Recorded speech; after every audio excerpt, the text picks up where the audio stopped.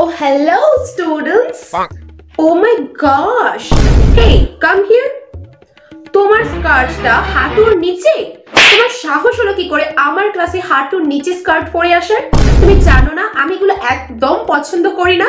হাঁটুর ওপরে স্কার্ট যেন থাকে, বুঝতে পেরেছো? আর দেখি দেখি তোমার হাতের নেলস গুলো, তুমি এখনো হাতে নেলস এক্সটেনশন করাওনি। এরকম চললে কিন্তু আমি তোমাকে ক্লাস অ্যাটেন্ডই করতে দেব না। নেক্সট দিন অবশ্যই নেল এক্সটেনশন করে আসবে আমার ক্লাসে, ওকে? আর তুমি বেনুনি করেছো চুলে?